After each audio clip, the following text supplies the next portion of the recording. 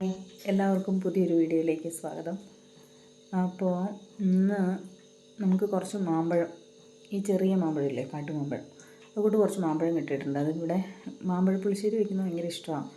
പക്ഷേ എല്ലാവർക്കും ജലദോഷവും ചുമയും ഒക്കെ ആയതുകൊണ്ട് മോരൊഴിക്കുന്നില്ല. അപ്പം നമ്മൾ വെറുതെ മാമ്പഴം മാത്രം ഒരു മാമ്പഴക്കറി വയ്ക്കാമെന്ന് വിചാരിച്ചു. അപ്പോൾ അതൊരു വീഡിയോ ആണ്. അപ്പോൾ വീഡിയോ കണ്ട് ഇഷ്ടമായാൽ ലൈക്ക് ചെയ്യാൻ മറക്കരുത്. അപ്പോൾ അതാണ് ഇന്നത്തെ ഉച്ചയ്ക്കത്തേക്കിനുള്ള കറിയാണ് ഉണ്ടാക്കുന്നത്. അപ്പോൾ ജലദോഷമൊക്കെ മാറി വരുന്നേ ഉള്ളൂ, കുറച്ച് ദിവസമൊക്കെ കഴിഞ്ഞിട്ടേ ഇനി ലൈവ് ഉണ്ടാകത്തുള്ളൂ. അപ്പോൾ അങ്ങനെയൊക്കെയാണ് എൻ്റെ വിശേഷങ്ങൾ.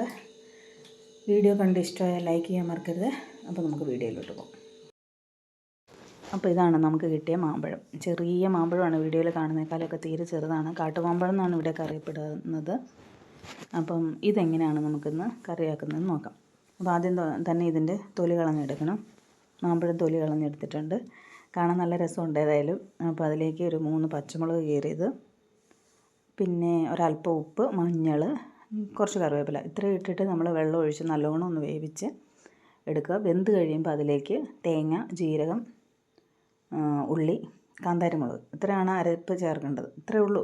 ഭയങ്കര സിമ്പിളായിട്ടുള്ളൊരു കറിയാണ്. അപ്പോൾ ഞാൻ അതിലേക്ക് വെള്ളം ഒഴിച്ചു.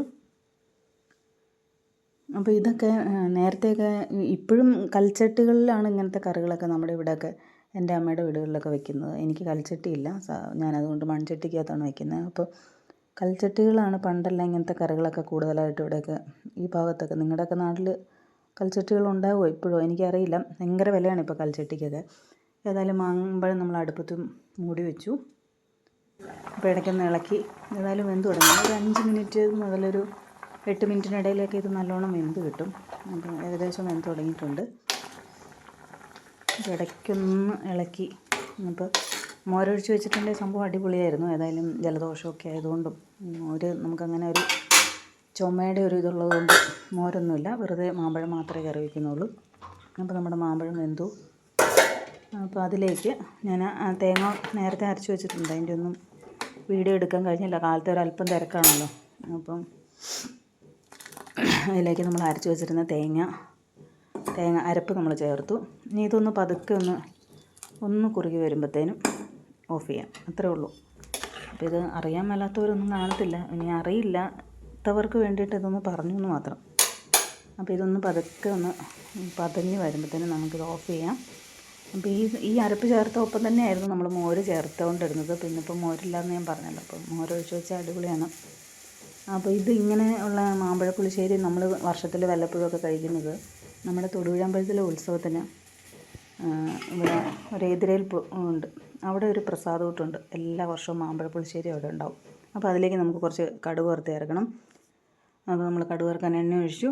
കുറച്ച് ഉലുവ, കടുക്, വറ്റൽമുളക്. സാധാരണ മോര് കറിക്കകത്തൊക്കെ ഇവിടെ ഒന്നും ഉള്ളി മൂപ്പിച്ചിടാറില്ല. ഞാൻ പിന്നെ ഇത് മോരൊന്നും അല്ലല്ലോ. അപ്പോൾ ഞാൻ കുറച്ചൊരു ചുവന്നുള്ളി, 3 കുഞ്ഞായിട്ടൊന്ന് അരിഞ്ഞ് ഒരു ചുവന്നുള്ളി, വറ്റൽമുളക്, ഇത്രയാണ് കടുക് വറുത്ത്.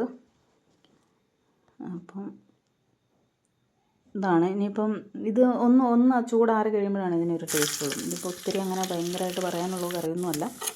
അപ്പം മാമ്പഴമൊക്കെ സീസണായി വരുവാണല്ലോ. അപ്പോൾ എല്ലാവരും മാമ്പഴ പുളിശ്ശേരി ഒന്ന് ഉണ്ടാക്കി നോക്കണം.